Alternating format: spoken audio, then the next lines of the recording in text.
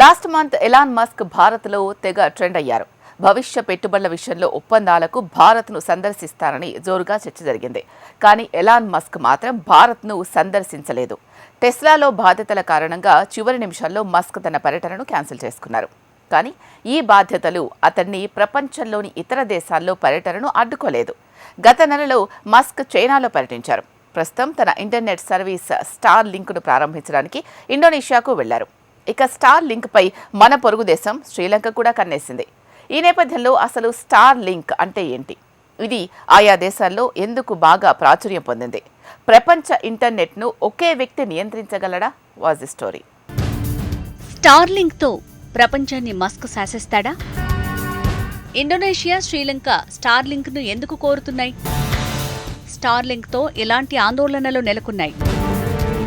ప్రపంచ కుబేరుడు, ఎలక్ట్రిక్ కార్ల సంస్థ టెస్లా అధినేత ఎలాన్ మస్క్ ఏప్రిల్ 10న ఎక్స్ వేదికగా ఓ పోస్ట్ చేశారు. తాను త్వరలో భారత ప్రధానమంత్రి నరేంద్ర మోడీతో సమావేశం కానున్నట్టు అందులో మస్క్ వెల్లడించారు. అంటే భారత్లో పర్యటించేందుకు అప్పటికే మస్క్ రెడీ అయ్యాడనమాట. నిజానికి భారత్లో టెస్లా కార్లను విక్రయించాలని మస్క్ ఎప్పటినుంచో ప్రయత్నాలు చేస్తున్నాడు. అయితే ఎక్కడో తయారు చేసిన కార్లను భారత్కు తరలించి విక్రయించేందుకు గతంలో ఢిల్లీ పెద్దగా ఆసక్తి చూపలేదు.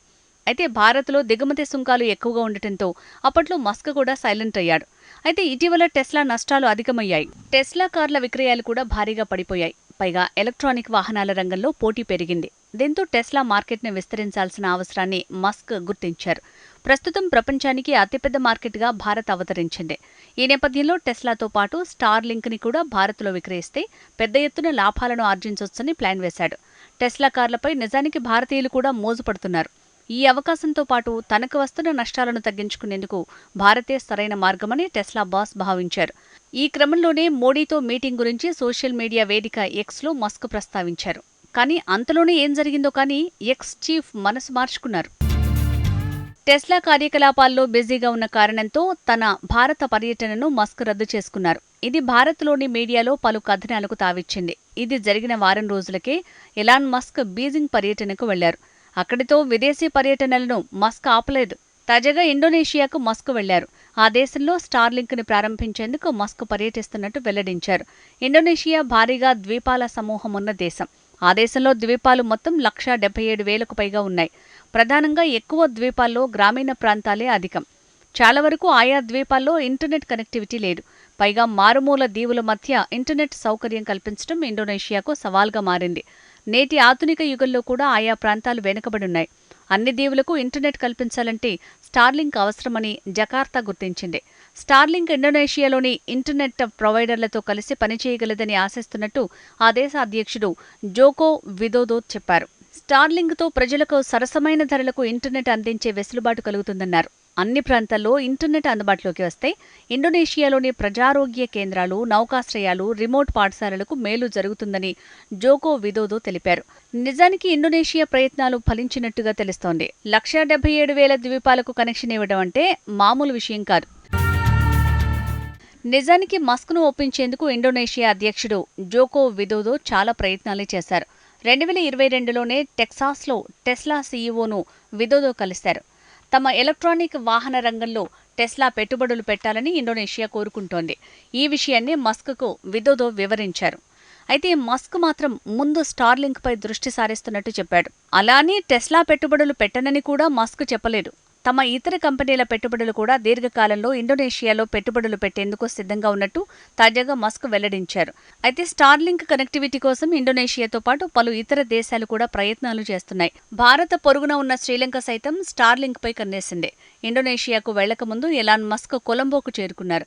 శ్రీలంక అధ్యక్షుడు విక్రమసింఘేతో మస్క్ సమావేశమయ్యారు. స్టార్లింక్ సేవలను ద్వీపదేశంలో కల్పించే విషయమై ఇరువురు చర్చలు జరిపారు. స్టార్లింక్ అప్లికేషన్ ప్రాసెస్ని వేగవంతంగా పూర్తి చేసేందుకు విక్రమసింఘే అంగీకరించారు. అసలు స్టార్లింక్ అంటే ఏంటి? ఇది ఇంటర్నెట్ సేవలను ఎలా అందిస్తుంది? స్టార్లింక్ అనేది ఉపగ్రహాల ద్వారా ఇంటర్నెట్ అందించే సంస్థ.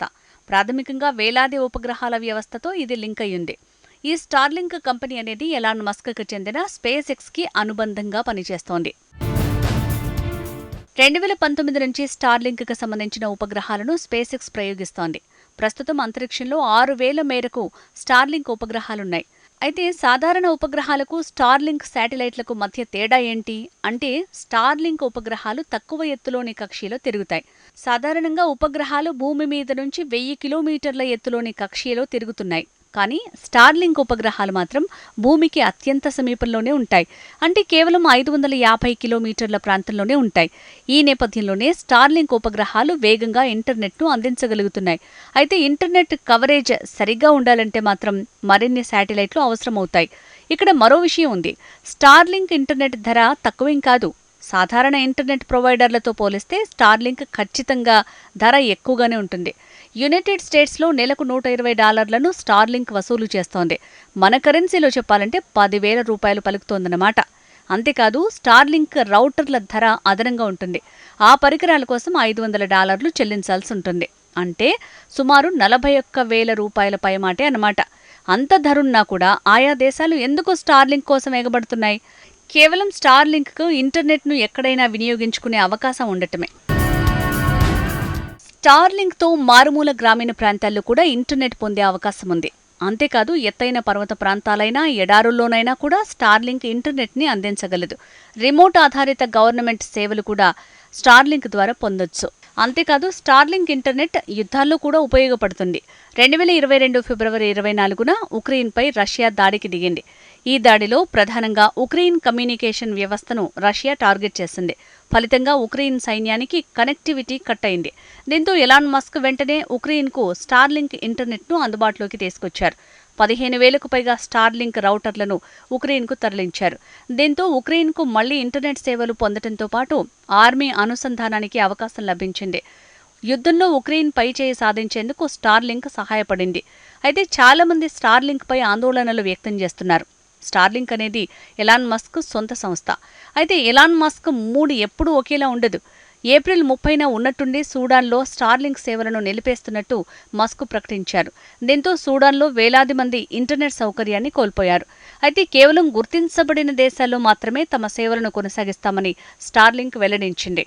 అయితే యుద్ధంలో అల్లాడుతున్న దేశంలో ఉన్నట్టుండి సేవలను నిలిపేస్తే ప్రపంచంతో అనుబంధాన్ని ప్రజలు కోల్పోయే ప్రమాదం ఉంది. మస్క్ తీసుకునే ఇలాంటి నిర్ణయాలతోనే పలువురు ఆందోళన వ్యక్తం చేస్తున్నారు. ప్రపంచానికి సంబంధించిన అన్చెక్డ్ పవర్ ఒకే వ్యక్తి చేతుల్లోకి వెళ్లిపోవడంపైన భయాందోళనలు వ్యక్తమవుతున్నాయి. అంటే మస్క్ తాను సేవలను అందించాలని అనుకుంటే అందిస్తాడు, లేదంటే విపత్కర సమయంలో మూసేస్తే ఇబ్బందులు తప్పవని అంటున్నారు. అందుకే మస్క్ ఇంటర్నెట్ వద్దు, సాధారణ ఇంటర్నెట్ చాలని చాలా దేశాలు భావిస్తున్నాయి.